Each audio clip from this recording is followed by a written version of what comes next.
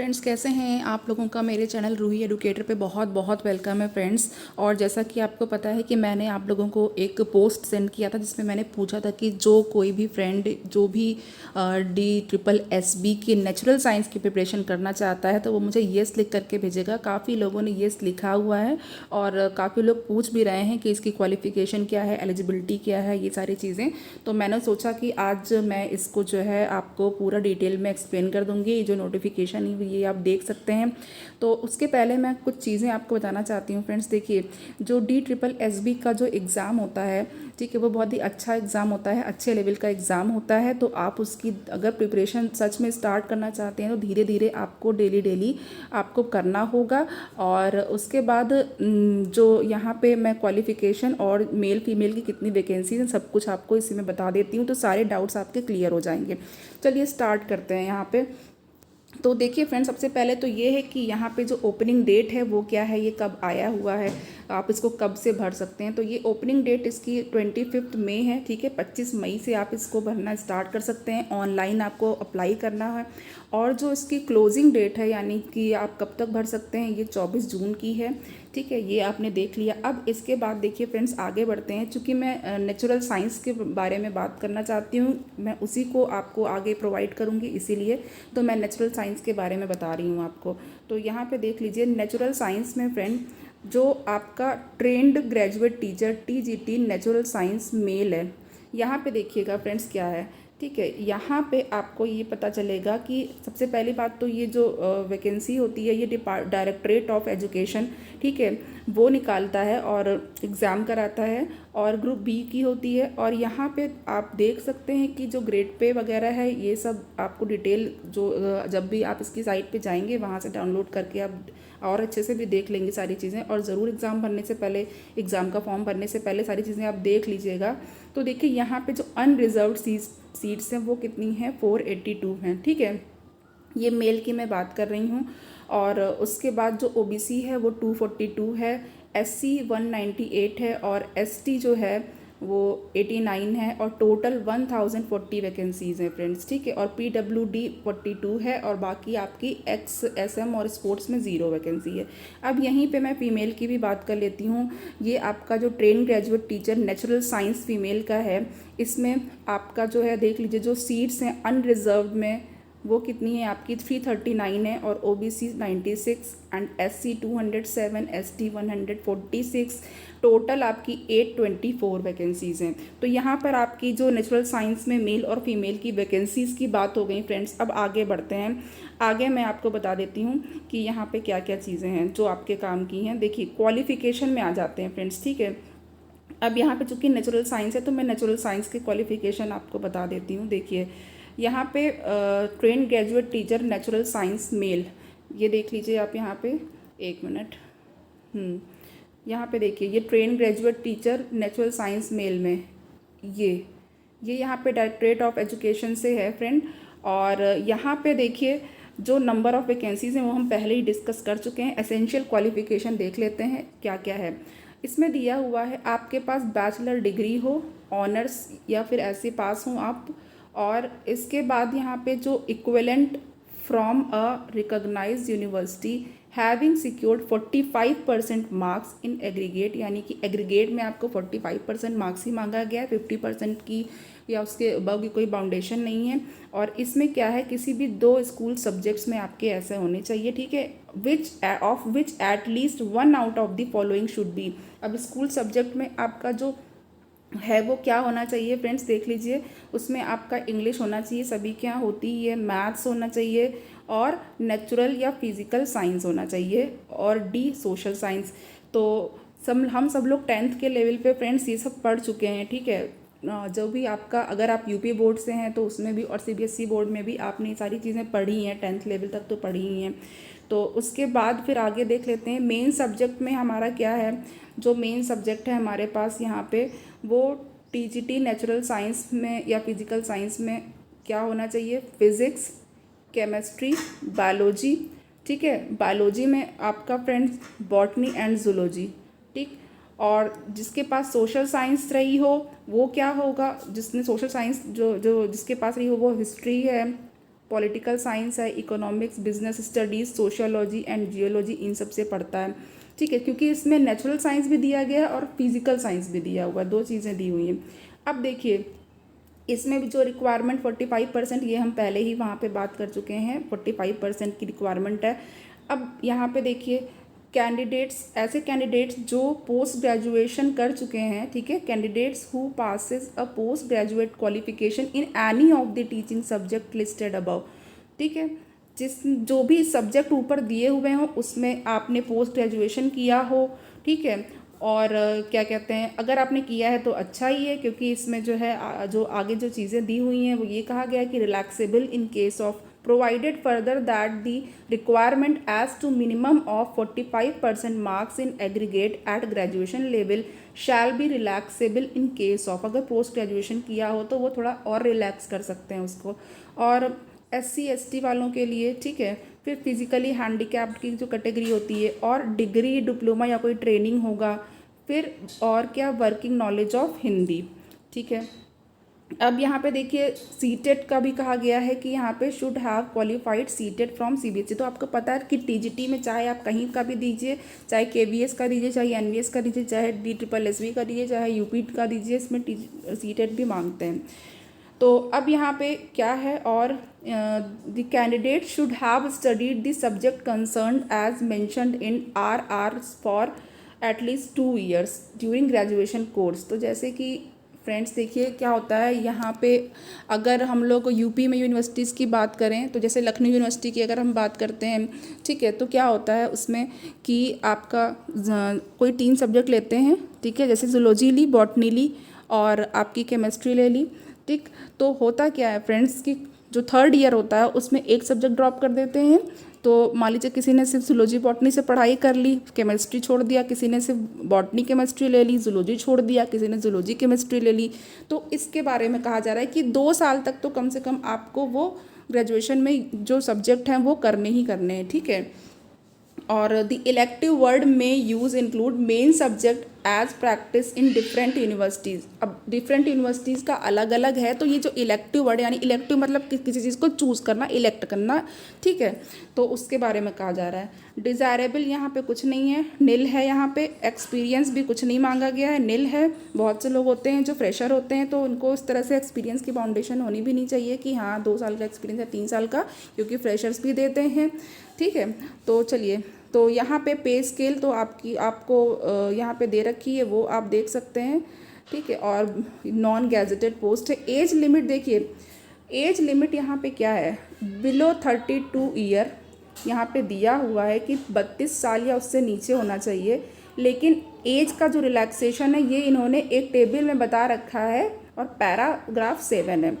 ठीक है ना, उसके बाद यहाँ पे कॉन्ट्रेक्चुअल एम्प्लॉयज़ जो बहुत सारे ऐसे भी हैं जो गेस्ट टीचर हैं और कॉन्ट्रैक्ट पर काम कर रहे हैं, उनके लिए कहा गया है कि वो उनकी जो एज लिमिट है वो मैक्सिमम आपकी 5 ईयर की हो जाएगी, कि अगर 5 साल का आपको और छूट मिल जाएगा उस पर।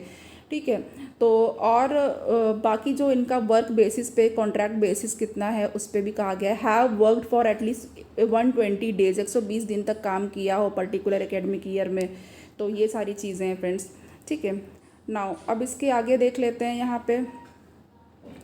हाँ, यहाँ पे देख लीजिए, यहाँ पे ये फीमेल के लिए है, फीमेल और मेल के लिए लगभग सेम ही है, लेकिन फिर भी मैं फ़ीमेल का भी एक बार पढ़ देती हूँ क्योंकि यहाँ पे दिया हुआ है, देख लेते हैं कुछ अलग तो नहीं है इसमें। तो यहाँ पे भी वही है कि बैचलर डिग्री हो फ्रेंड्स, ऑनर्स या फिर सिंपल पास हो, या फिर इक्विवेलेंट डिग्री हो किसी रिकॉग्नाइज्ड यूनिवर्सिटी से, और 45% मार्क्स एग्रीगेट में उन्होंने सिक्योर किया हो।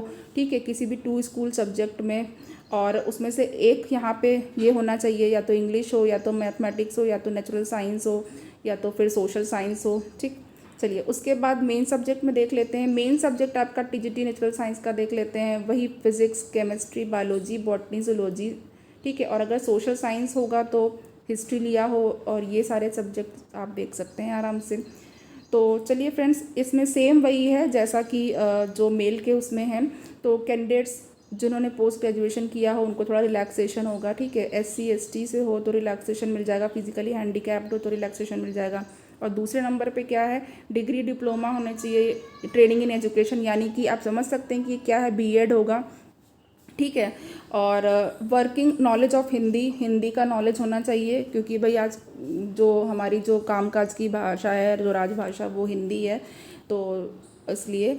और सीटेट, सीबीएसई बोर्ड का जो सीटेट होता है, आपको पता ही है, सीटेट का एग्ज़ाम क्वालिफाई किया हो सेकेंड लेवल का, क्योंकि ये यहाँ पे जो टीजीटी हैं उनके लिए बात हो रही है। अगर पीआरटी होता फ्रेंड्स, तो पीआरटी के लिए आप लोग का जो प्राइमरी लेवल का सीटेट होता है वो मांगा जाता है।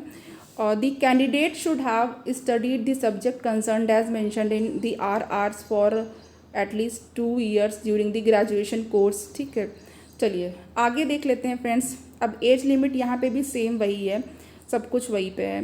तो अब जो हमारे आगे जो काम की चीज़ है वो देख लेते हैं। अलग अलग सब्जेक्ट की फ्रेंड्स बता रखी है यहाँ पे, तो इसलिए ये सारी चीज़ें आपको दिखाई दे रही हैं, सबका बताया गया है। मैं उस पॉइंट पर आती हूँ जो आगे जो हमें चाहिए। देख लीजिए यहाँ पे क्वालिफ़िकेशन में ये प्राइमरी के लिए है, तो प्राइमरी चूँकि हम बात नहीं कर रहे हैं, क्योंकि हमें प्राइमरी नहीं पढ़ाना है, हम टीजीटी नेचुरल साइंस के लिए बात कर रहे हैं फ्रेंड्स।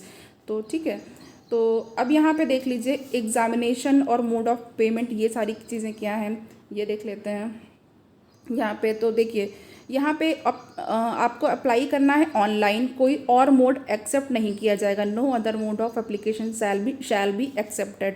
और इंस्ट्रक्शंस को आपको केयरफुली भरना है जब आप फॉर्म को अप्लाई करेंगे। ठीक है, और ये इसकी साइट दे रखी है फ्रेंड्स, DSSB जो DSSBonline.nic.in करके। और इसके बाद फ्रेंड्स देख लीजिए यहाँ पे जो रिजर्वेशन की कैटेगरी है, वेरियस कैटेगरीज जो SC ST OBC और EWS PWD and other special categories के बारे में जो दिया हुआ है। ठीक है, इसके बाद जो हमारे पास है, successful candidate will be required submit eligible self attested copies of documents. जो सक्सेसफुल हो जाएंगे, ये आगे की बात है फ्रेंड्स। ठीक है, एडमिट कार्ड होना चाहिए, इस पर सिग्नेचर होनी चाहिए और हार्ड कॉपी होनी चाहिए, मतलब कि जो प्रिंट आउट आप निकलवाते हैं। ठीक है, ये सारी चीज़ें होनी चाहिए। चलिए, अगर ये सारी चीज़ें नहीं हुई तो वो क्लेम नहीं कर सकता है। उसके बाद जो एग्ज़ामिनेशन होगा, देखिए ये कहाँ पर होगा, ये दिल्ली में होगा फ्रेंड्स। जो एग्ज़ाम होगा ये दिल्ली या NCR में इसका सेंटर जाता है। और जो कैंडिडेट होंगे उनके पास क्या होना चाहिए, उनका आधार कार्ड, यानी कि अगर आप एग्ज़ाम देने की तैयारी कर रहे हैं फ्रेंड्स, तो आप ये सोच लीजिएगा कि आप सक्सेसफुल होंगे और आधार कार्ड या कोई ID प्रूफ बनवा लीजिएगा। ठीक है, चलिए नेक्स्ट यहाँ पे मैं बता देती हूँ examination fees and mode of payment. देखिए DSSB की सबसे अच्छी बात है फ्रेंड्स कि एग्ज़ामिनेशन फ़ीस बहुत कम होती है, नॉमिनल होती है, ताकि ज़्यादा से ज़्यादा कैंडिडेट इसको भर पाएँ। वो एग्ज़ाम में कोई फ़ीस में कोई लूटपाट नहीं मचाते हैं। ठीक है, और विमेन के लिए ये बिल्कुल फ्री होता है, विमेन कैटेगरी के लिए फ्री है, कोई फ़ीस नहीं होती, इसलिए सारी वीमेन तो धड़ाधड़ धड़ल्ले से भर देंगी सारा फॉर्म। ठीक है, और मेल भी हैं तो 100 रुपये का फॉर्म है, वो भी भर देंगे अपना। तो चलिए यहाँ पे 100 रुपये का 100 रुपीज़ का है। Women candidate and candidates belonging to schedule, देखिए यहाँ पे दे रखा है वुमेन कैंडिडेट। ठीक है, women candidate and candidates belonging to schedule caste, SC, schedule tribe, PWD, ex serviceman category are exempted from paying application fees. ठीक है फ्रेंड्स, तो चलिए इन लोगों को फ़ीस नहीं देनी होगी। उसके बाद देख लेते हैं एक्स सर्विसमैन जो कहीं पे जॉब कर चुके हों, ex serviceman who have already secured employment in civil side under central government या government of NCT of Delhi, its autonomous local bodies on regular basis have availing the benefits of reservation given to ex-servicemen for their re-employment are not eligible for fees concession। ठीक है, तो ये सारी चीज़ें ex serviceman के लिए कही गई हैं। आप लोगों में से अगर कोई भी हो तो इसको आप लोग एक बार इस पॉइंट को अच्छे से समझ लीजिएगा फ्रेंड्स। नाउ नेक्स्ट यहाँ पे the candidate submitting their application online should pay the requisite fees only through SBI ई-पे से उसको फ़ीस भरनी पड़ेगी, कोई और जो मोड ऑफ पेमेंट होगा वो कंसीडर नहीं किया जाएगा। ठीक है, और आजकल तो फ्रेंड्स जो भी एग्ज़ामिनेशन फॉर्म जैसे कि TGT PGT के टाइम पे तो ये हुआ था कि आप स्कैन भी करा सकते थे QR कोड को, और जैसे कि कोई अमेज़ॉन पे से कर रहा था, कोई फ़ोन पे से कर रहा था, कोई Paytm से कर रहा था, UPI पेमेंट एक्सेप्ट हुआ है, तो इसमें भी सारी सुविधाएं होंगी फ्रेंड्स। ठीक है। और तो जैसा कि आपको पता ही है कि fees once paid will not be refunded under any circumstances, यानी कि फ़ीस अगर एक बार भर दी गई, फॉर्म भर दिया गया, जमा हो गई फ़ीस, तो जमा वापस नहीं होगा, कोई नहीं करता है। तो चलिए, उसके बाद मोड ऑफ सिलेक्शन जो है, मोड ऑफ सिलेक्शन देख लीजिए, 1 टीयर 2 टीयर एग्ज़ाम है, ठीक है। क्योंकि डीएसएसबी कई तरीके के एग्ज़ाम्स कराती है फ्रेंड्स, तो उसमें कोई एग्ज़ाम सिर्फ 1 टीयर का होता है, कोई 2 टीयर का होता है। लेकिन मैं यहाँ पे टीजीटी नेचुरल साइंस का एग्ज़ाम चूँकि मैं खुद दे चुकी हूँ और इसलिए मुझे इसके बारे में बहुत ज़्यादा जानकारी है। इसमें सिर्फ 1 टीयर एग्ज़ाम होता है और इसमें 2 सेक्शन होंगे, सेक्शन ए और सेक्शन बी। तो चलिए, यहाँ पे एग्ज़ामिनेशन स्कीम के बारे में भी बात कर लेते हैं, ठीक है। इसमें देख लेते हैं थोड़ा सा, टीयर 1 और टीयर 2 आप लोगों को बता देते हैं। तो यहाँ पे टीयर 1 जो है, ठीक है, DSSB will conduct 1 tier and 2 tier examination for the post code as per examination scheme given in annexure 5, यानी कि उसमें कुछ पोस्ट कोड दिए हुए हैं फ्रेंड। जैसे हर एक एग्ज़ाम का कोड होता है, आपके टीजीटी नेचुरल साइंस का भी कोड है, तो उसमें उन्होंने कोड मेंशन कर दिया है कि किसका 2 टीयर होगा और किसका टीयर 1 का एग्ज़ाम होगा, ठीक है। और यहाँ पे क्या होगा कि बाईलिंगुअल एग्ज़ाम होगा, दोनों भाषा में होता है, ठीक है, ये आपको पता है। और कोई भी री इवैल्यूएशन या रीचेकिंग आंसर शीट की नहीं होती है। और नेक्स्ट क्या है यहाँ पे, फिर यहाँ पे है आपका कुछ, ये सब इन लोगों ने अपना दे रखा है, ऑफिशियल कोई चीज़ें हैं, ठीक है। इसको आप लोग अगर पढ़ना चाहें तो पढ़ सकते हैं। और देन यहाँ पे आगे हम लोग अपने काम की चीज़ें देख सकते हैं। यहाँ पे क्या है, हाँ देखिए, यहाँ पे फ्रेंड्स एक चीज़ यहाँ पे है कि जो टीयर 1 का है उसमें देख लेते हैं क्या बताया है इन्होंने। इन केस ऑफ 1 या 2 tier technical post, technical post के लिए, तो टेक्निकल तो हमारा है नहीं फ्रेंड्स, ठीक है। In case of non technical general post, तो जैसे कि जो कैंडिडेट सीनियर हैं एज में, ठीक है, उनको मेरिट में हाई रखा जाएगा। और in case where the dates of birth are also same, candidate whose first name comes first in the alphabetical order to be placed higher in merit, ठीक है। और अगर सेम मेरिट हुई तो जिसका, और सेम एज हुआ, सेम मेरिट भी हुआ, सब कुछ, तो सेम एज अगर हो गया तो क्या करेंगे ये लोग, अल्फ़ाबेटिकल ऑर्डर का जो होगा उसको पहले प्रेफरेंस देंगे। जैसे कि किसी का नाम अगर आकाश है तो वो पहले आएगा, और किसी का नाम अगर क्या कहते हैं बीना है, विकास है, तो वो बाद में आएगा। चलिए, अब यहाँ पे हम लोग नेक्स्ट देख लेते हैं क्या है। नेक्स्ट यहाँ पे सिलेबस की बात की जा रही है, ठीक है। तो सिलेबस तो देखना बहुत ही ज़रूरी है, सिलेबस के लिए भी कई लोगों ने पूछा था। Syllabus for 1 tier and 2 tier examination scheme, तो देखिए फ्रेंड्स, जो सेक्शन ए है, ठीक है, वो ये कॉमन है, ये जनरल वालों के लिए भी होगा, यानी कि हम टीचिंग वालों के लिए भी होगा, और ये टेक्निकल पोस्ट जो हैं उनके लिए भी होगा। तो इसमें आपको पता है कि फ्रेंड्स आजकल हर एग्ज़ाम में जनरल अवेयरनेस आती है और रीजनिंग आती है, इससे कोई पीछा नहीं छुड़ा सकता है, ठीक है। और सिर्फ ये समझ लीजिए कि यहाँ पे जो टीजीटी पीजीटी का जो एग्ज़ाम यूपी कंडक्ट कराता है, उसमें जैसे कि जिसने बायोलॉजी से भरा है तो उसको सिर्फ बायोलॉजी के क्वेश्चंस मिलते हैं, ठीक है, जूलॉजी के या बॉटनी के। अदरवाइज़ यहाँ का यूपी का, दिल्ली का, कहीं का भी कोई एग्ज़ाम हो फ्रेंड्स, उसमें चाहे केवीएस हो चाहे एनवीएस हो, सब कुछ दे दिया है, सब देखा है हमने। तो इसमें क्या होता है, इसमें जनरल अवेयरनेस और रीजनिंग एबिलिटी आती ज़रूर है, ठीक है। ये तीनों सेक्शन से तो आप बिल्कुल वाकिफ़ होंगे। तो जनरल अवेयरनेस में ये सारी चीज़ें हैं, आप इसको देख लीजिएगा, ठीक है, क्या क्या चीज़ें हैं। और यहाँ पे एक बार ये बता भी देती हूँ, करंट इवेंट्स होंगे, ठीक है, एवरीडे के ऑब्जर्वेशंस होंगे। और क्या होगा टेस्ट में, आपका हिस्ट्री होगा, पॉलिटी होगा, कॉन्स्टिट्यूशन होगा, स्पोर्ट्स, आर्ट्स, कल्चर होगा, ज्योग्राफी, इकोनॉमिक्स, एवरीडे की साइंस यानी कि जनरल साइंस इसको कहते हैं, साइंटिफिक रिसर्च, ठीक है, नेशनल मेनलैंड ऑर्गेनाइजेशन, इंस्टीट्यूशन, ये सारी चीज़ें। इसके बाद देखते हैं हम जनरल इंटेलिजेंस में आ जाते हैं, जिसको हम लोग रीजनिंग एबिलिटी और जनरल इंटेलिजेंस दोनों साथ साथ इन्होंने दिया हुआ है। इसमें जैसा कि हर एग्ज़ाम में आता है, आप लोग तैयारी कर ही रहे हैं सब एग्ज़ाम की। अभी तो इसमें देख लीजिए, आपकी जूनियर जो आपका यूपी में आया था जूनियर एडेड वैकेंसी, उसमें भी सब चीज़ें थी। तो एनालॉगी है, similarity, differences, space visualisation, problem solving, analysis, judgement, decision making, ये सारी चीज़ें देख लिया आपने, सब देखते रहिए। ये देखिए अरिथमेटिक और नंबर सीरीज सब कुछ। उसके बाद फ्रेंड्स यहाँ पे अगेन आपका अरिथमेटिकल और न्यूमेरिकल एबिलिटी है, जिसमें आप ये सारी चीज़ें हैं, सिंप्लीफिकेशन है, decimal, data interpretation, fraction, LCM, HCF, ratio, proportion, percentage, average, profit loss, discount, simple interest, compound interest, mensuration, time and work, time and distance, table and graphs, मतलब सब कुछ। और मतलब ये आपको ये समझ लीजिए कि आपको कभी रेस्ट मत लिया करिए। जितने भी तैयारी में लोग लगे हुए हैं उनको रेस्ट तभी मिलेगा जब उनका सिलेक्शन हो जाएगा। आप लोगों को डेली कुछ ना कुछ पढ़ना है, समझ लीजिए। इसमें से जिसने टारगेट रखा है कि मुझे एग्ज़ाम क्वालिफाई करना है तो वो ऐसे ही वो कर पाएगा। तो चलिए, बहुत कुछ है पढ़ने के लिए फ्रेंड्स, बहुत कुछ है। और आप लोग बिल्कुल हिम्मत मत हारिए, इमोशनली स्ट्रांग रहिए। आज जैसा टाइम आया है, ये जो दौर हम लोग देख रहे हैं ये कभी नहीं देखा, ये पैंडेमिक, ये कोरोना, ठीक है। और मैं खुद 10 साल से टीचिंग कर रही हूँ फ्रेंड्स, और 10 साल से पढ़ा रही हूँ। और मैंने तो पहली बार इस तरह की चीज़ें फेस की हैं।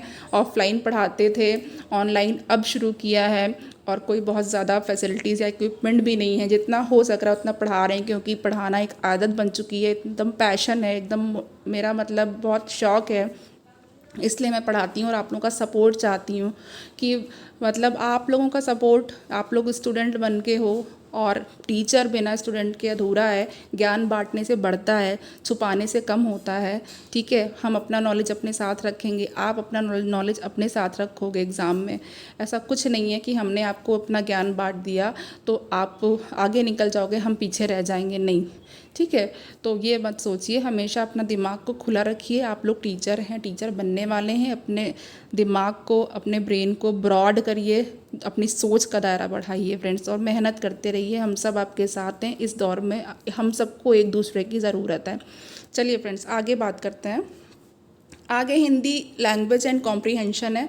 इसमें भी आप लोगों को क्या है, वोकेबलरी है, ग्रामर, सेंटेंस स्ट्रक्चर है, synonym, antonym and correct usage हैं, ये सारी चीज़ें। इंग्लिश लैंग्वेज में भी आपका ये क्या है, कैंडिडेट की जो टेस्टिंग होगी इंग्लिश लैंग्वेज की। बहुत बच्चों, ये हिंदी और इंग्लिश बहुत ज़्यादा डिफ़िकल्ट नहीं आता है, ठीक है। जिसकी हिंदी अच्छी होगी वो हिंदी आराम से कर लेगा, इंग्लिश में भी थोड़ा बहुत आप लोग आराम से कर लोगे, इसमें कोई डरने की बात नहीं है, ठीक है, ये सेक्शन। और vocabulary, grammar, sentence structure, synonym, antonyms, it's correct usage, ये सब। लेकिन छोड़ के मत बैठिएगा कि हमें आता ही आता है, क्योंकि हर एग्ज़ाम के लिए आपको तैयारी तो करनी ही करनी है जनरल। चलिए, सेक्शन बी में क्या होगा, ये टीयर 1 के लिए है। जैसे कि आप लोग, हम लोग जो हैं जो टीयर 1 के लिए हैं, तो सब्जेक्ट रिलेटेड क्वेश्चन आएंगे। अब देखिए फ्रेंड्स, सब्जेक्ट रिलेटेड क्वेश्चन में आप ये समझ लीजिए कि सिर्फ बायोलॉजी नहीं आती है, केमिस्ट्री और फिज़िक्स भी आती है, ठीक है। तो आपको ये तीनों ही सब्जेक्ट तैयार करना है, आपको ये तीनों ही सब्जेक्ट तैयार करना है, और आप तीनों के लिए तैयारी करेंगे फ्रेंड्स। और लेकिन एक बात मैं यहाँ पे थोड़ी सी आपको हेल्प करना चाहूँगी। आपका आपका बायोलॉजी, केमिस्ट्री, फिज़िक्स में से जो भी चीज़ स्ट्रॉन्ग है उसको और स्ट्रॉन्ग करिए, ठीक है। और बाकी जो दोनों सब्जेक्ट हैं उसको तो अच्छा है, तो अच्छा वो उसको भी अच्छा करने की कोशिश करिए, क्योंकि किसी भी एग्ज़ाम को क्वालिफाई करने के लिए आपको कहीं पे भी कोई कसर नहीं छोड़नी है, ठीक है। ठीक है, मान लीजिए किसी का केमिस्ट्री वीक है, तो केमिस्ट्री के 1-2 क्वेश्चन उसको नहीं आते हैं, तो उसकी जो कवर होना चाहिए उसको, वो बायोलॉजी में कर लेना चाहिए या फिज़िक्स में कर लेना चाहिए। इस तरह फिज़िक्स वालों को केमिस्ट्री और बायो में कर लेना चाहिए। 1, 2, 4, 5 तक मैक्सिमम क्वेश्चन हो सकते हैं। और फ्रेंड्स, निगेटिव मार्किंग होती है इसमें, ठीक है। तो संभल के, फूंक के कदम रखना है इसमें। और लेकिन जॉब बहुत अच्छी है, मेरे जानने वाले बहुत से लोग हैं जो कर रहे हैं वहाँ दिल्ली में, और जॉब बहुत अच्छी है। दिल्ली गवर्नमेंट बहुत अच्छी है वहाँ पे, और स्कूल्स अच्छे हैं, ठीक है। तो आप लोग अगर एक बार लग गए फ्रेंड्स तो लाइफ आपकी सेट हो जाएगी। चलिए, अब यहाँ पे टीयर 2 टीयर जनरल एग्जामिनेशन की बात की जा रही है, तो ये हमारे काम का नहीं है फ्रेंड्स, ठीक है, तो हम इसको नहीं देखेंगे। देन उसके बाद यहाँ पे एलिजिबिलिटी क्राइटेरिया है। एलिजिबिलिटी क्राइटेरिया आपको अभी देखिए, सिटीज़न ऑफ इंडिया होना चाहिए, क्वालिफ़िकेशन पता चल गई, एज पता चल गई आपको कितना है, कितना नहीं है। और भी एज के रिगार्डिंग और भी आगे आने वाला है, ठीक है, रिलैक्सेशन वगैरह जितना भी, रिजर्वेशन के बेनिफिट्स हैं फ्रेंड्स, ठीक है। तो ये आप लोग देखिएगा अपना, यहाँ पे ये सारी चीज़ें हैं। देखिए, मस्ट बी इन कैंडिडेट जो है वो, उसका जो रिलैक्सेशन मिलेगा या जो भी है वो आपका कैसे होगा, must be in position of relevant certificate EWS SC ST OBC non creamy layer PWD ये सारी चीज़ें हैं, ठीक है। और ये अथॉरिटी आपकी जो होगी, जो भी कॉम्पिटेंट या नोटिफाइड अथॉरिटी होगी वो इशू करेगी इसको, एक फॉर्मेट दिया जाएगा, ठीक है। और इसमें फ्रेंड्स और क्या है कि चलिए यहाँ पे देख लेते हैं ओनली OBC।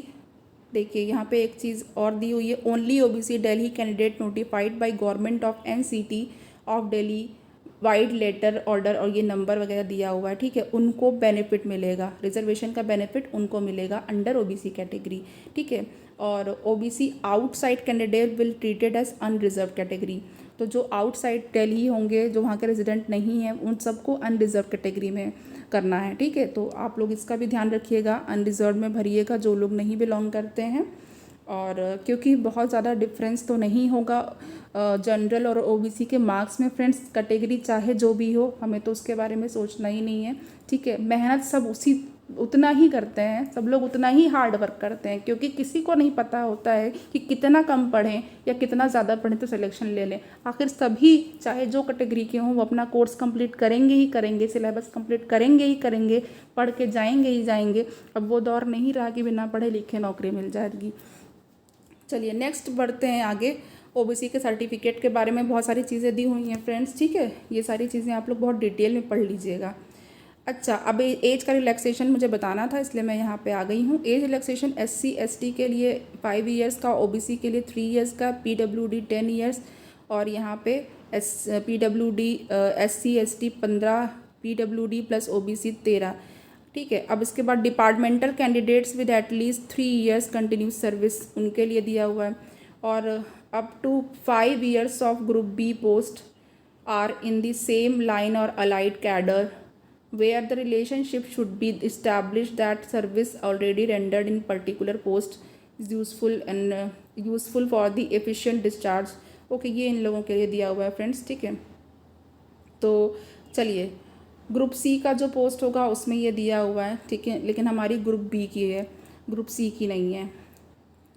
और यहाँ पे ये सारी चीज़ें हैं फ्रेंड्स, ये सारी आप लोग देख लीजिएगा, और अगर कोई कन्फ्यूज़न हो तो फिर बताइएगा, फिर मैं बता दूँगी। सारे जनरल इंस्ट्रक्शंस हैं, ठीक है, ये सारी चीज़ें जनरल इंस्ट्रक्शंस हैं, कैसे क्या पहनना है उस वक्त एग्ज़ाम में, लाइट कलर के क्लोथ्स हों। फ्रेंड्स एक भी चीज़ एग्जामिनेशन हॉल में अंदर नहीं जाती है, कैमराज लगे हुए होते हैं, कदम कदम पे कैमरे से रिकॉर्डिंग होती है, ठीक है। और क्या कहते हैं, आप एक पेन भी नहीं ले जा सकते, इवन क्लचर भी नहीं ले आ सकते हो, और ज्वेलरीज भी आपकी, नोज़ की पिन वगैरह सब कुछ निकलवा दी जाती है। तो इससे अच्छा घर ही पे पहनकर, मतलब ना पहनकर आप जाइएगा। शूज़ वगैरह कुछ नहीं अलाउड होते हैं, स्लीपर सैंडल बस यही सब थोड़ा पहनना रहता है, क्योंकि हील वाले शूज़ में नकल होती है ना अंदर, आपने मूवीज़ वगैरह में भी देखा होगा, ऐसे भी देखा होगा, अंदर चिट रहती है उसके। तो चलिए, action can against candidates found guilty of misconduct, उनके लिए क्या क्या चीज़ें एक्शन ली जाएंगी। खैर वो ऐसा तो होगा ही नहीं, हमारे सारे जितने भी आप लोग टीचर बनने वाले हो, स्टूडेंट हो, वो सब लोग, इसमें से कोई भी ऐसा नहीं है। तो चलिए फ्रेंड्स, आज का ये मैंने यहाँ पे सब चीज़ें एक्सप्लेन कर दी हैं, ये आप लोग अच्छे से देख लीजिएगा, ठीक है, और सपोर्ट करिएगा। हम इस लेक्चर स्टार्ट करेंगे। और पहले मैं बता दूं कि पहले में जो मेरा रूही एडुकेटर चैनल पे जो चल रहा है वो बायोलॉजी का तो चल ही रहा है, जिसमें मैंने सारी चीज़ें मेंशन कर रखी हैं कि ये DSSB के लिए BA KBS NVS सबका सेम ही होता है, कोर्स सेम होता है फ्रेंड्स। लेकिन मैं आपको एक चीज़ और बता दूं कि इसमें जो साइंस होगी, साइंस के लिए मैं सबसे पहले केमिस्ट्री स्टार्ट करूँगी, उसके बाद केमिस्ट्री का जब कवरेज हो जाएगा वो भी MCQ के फॉर्म में पहले करेंगे, ठीक है, क्योंकि MCQ से बहुत सारी चीज़ें, बहुत सारे डाउट्स क्लियर हो जाते हैं। MCQ में वैरायटी की चीज़ें आपको मिल जाती हैं, ठीक है। थ्योरी के लिए बुक्स तो सबके पास होंगी, सब तैयारी कर ही रहे हैं, लेकिन मैं MCQ पे बहुत फोकस करती हूँ। उसके बाद मैं फिज़िक्स स्टार्ट करूँगी, फिर फिज़िक्स के सारे चैप्टर के MCQ और अच्छे से सब कुछ बताने के बाद देन हम लोग आगे जो भी चीज़ें बचेंगी वो लेंगे। तो चलिए, कोशिश करूँगी कि मैं जल्दी ही स्टार्ट कर दूँ। थैंक यू सो मच, अपना ख्याल रखिएगा, सेफ रहिए।